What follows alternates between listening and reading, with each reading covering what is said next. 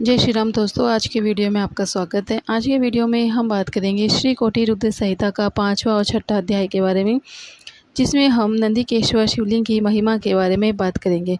जानकारी अच्छी लगे तो लाइक करें, चैनल पे पहली बार आए हैं चैनल को सब्सक्राइब करें, बेल आइकन की बटन को दबाएं, ऑल पे प्रेस करें।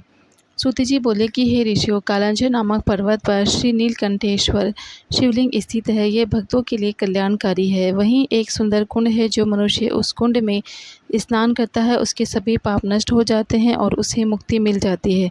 रेवा नदी के किनारे असंख्य लिंग है जो अमोघ फल देने वाले हैं। इनकी महिमा अनंत है। मैं आपको भगवान शिव के लिंगों की महिमा के बारे में बताता हूँ। आतेश्वर नामक ज्योतिर्लिंग पापों का नाश करने वाला है। वहीं पर परमेश्वर सिद्धेश्वर नामक लिंग भी है। रेवा नदी के किनारे रामेश्वर, कुमारेश्वर, पुंडीकेश्वर, मंडलेश्वर और तीक्ष्णेश्वर नामक शिवलिंग है। इसके दर्शनों से भक्तों के सभी पापों का नाश हो जाता है। नर्मदा नदी के किनारे स्थित धुंधुरेश्वर, सालेश्वर, कुंभेश्वर, सोमेश्वर, नीलकंठेश्वर, मंगलेश्वर, नंदीकेश्वर नामक शिवलिंग भी सभी कामनाओं को पूरा करने वाले तथा मुक्ति प्रदान करने वाले हैं। ऋषियों ने कहा कि हे सूत जी, अब आप हम पर कृपा करके हमें नंदीकेश्वर लिंग की महिमा के बारे में बताएं। ऋषियों का अनुरोध मानकर सूत जी ने नंदीकेश लिंग की महिमा के विषय में बताना शुरू किया। वे बोले कि रेवा नदी के किनारे कंडी नामक नगरी है। उस नगरी में एक ब्राह्मण अपनी पत्नी और दो पुत्रों के साथ रहा करते थे। जब वे वृद्ध हो गए तब ब्राह्मण अपने परिवार को वहीं छोड़कर स्वयं शिव नगरी काशी को चले गए। कुछ समय पश्चात वहां पर उनकी मृत्यु हो गई। जब ब्राह्मण और उसके पुत्रों को इसकी सूचना मिली तो उन्होंने काशी जाकर ब्राह्मण की अंत्येष्टि व अन्य संस्कार किए। तत्पश्चात वे वापस घर लौट गए। कुछ समय बाद ब्राह्मणी का भी अंतिम समय निकट आ गया। वह बीमार रहने लगी। तब उसने अपने पुत्रों को बुलाकर उन्हें अपनी अंतिम इच्छा बताई। ब्राह्मणी बोली कि हे पुत्रों, मेरी मृत्यु के पश्चात मेरी अस्थियों को गंगा जी में प्रवाहित करना तथा मेरा पिंडदान एवं श्राद्ध काशी में ही करना। पुत्रों ने उनकी इच्छा पूरी करने का वचन दिया। जैसे ही बड़ा पुत्र सुवाद माता के लिए पानी लेने गया, उसने प्राण त्याग दिए। अपने माता की आखिरी इच्छा पूर्ण करने हेतु सुवाद ने उसकी अस्थियों को काशी ले जाने का निश्चय किया। उसे 20 योजन का मार्ग तय करना था। रास्ते में ही रात गिर गई। तब सुवाद ने एक ब्राह्मण के यहाँ रात गुजारने का फैसला किया। उस ब्राह्मण के घर रुकर सुवाद भगवान शिव का पूजन करने के पश्चात वहीं पर विश्राम करने लगा।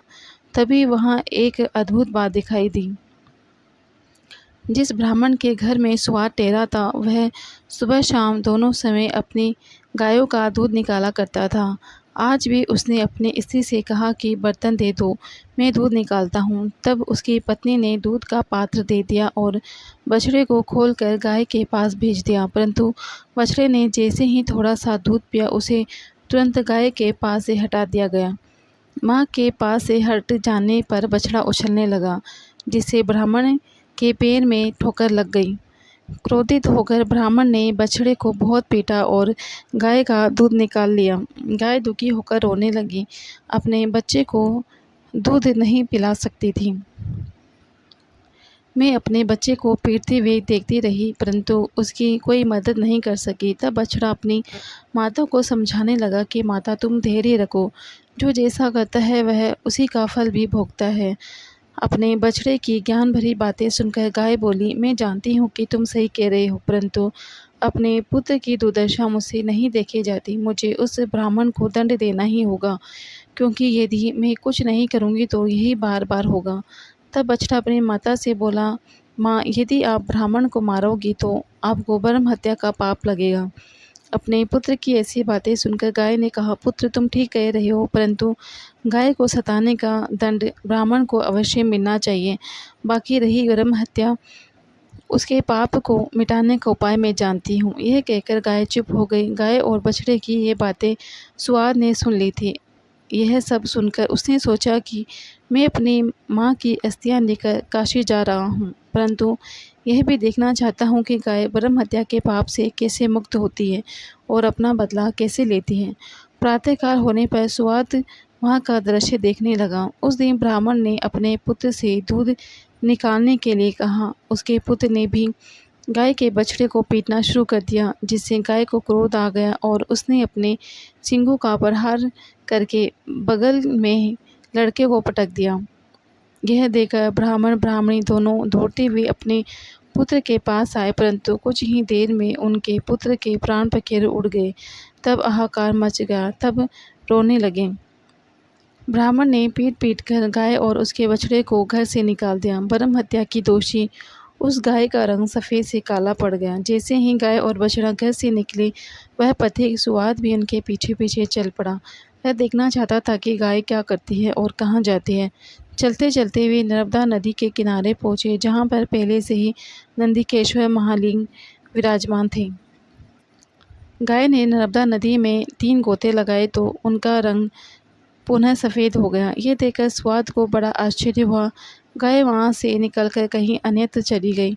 तब नर्मदा को प्रणाम कर ब्राह्मणी पुत्र सुवाद ने भी नदी में स्नान किया। फिर नंदिकेश्वर का विधि पूर्वक पूजन करने के पश्चात वह काशी को चल पड़ा।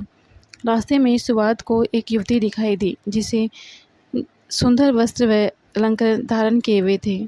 उसने सुवाद से पूछा, ब्राह्मण देवता, आप इस प्रकार प्रसन्न होकर कहाँ से आ रहे हैं और कहाँ जा रहे हैं? तब सुवाद ने उस युवती को सारी बातें बताईं और कहा कि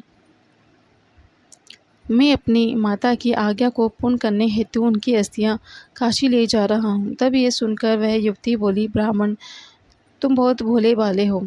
यह तीर्थ अत्यंत पवित्र है। प्रतिवर्ष बैसाख शुक्ल पक्ष की सप्तमी के दिन नर्मदा नदी की धारा में स्वयं गंगा जी आती है। आज वही शुभ दिन है, इसलिए तुम अपनी माता की अस्थियों को यहीं पर प्रवाहित कर दो। यह कहकर वह युवती अंतर्ध्यान हो गई। सुवाद पुनः नर्मदा नदी की ओर लौट आया और उसने उसकी पवित्र धारा में सुवाद ने अपनी माता की अस्थियां प्रवाहित कर दी। तभी उसे एक दिव्य दृश्य दिखाई दिया। उसकी माता दिव्य देह धारण किए शिवलोक को जा रही थी और उसे आशीर्वचन देते हुए कह रही थी कि तुम धन्य हो, तुमने अपनी माता को सद्गति प्रदान कर दी है। पुत्रों को आशीर्वाद देते हुए वह ब्राह्मणी शिवलोक को चली गई।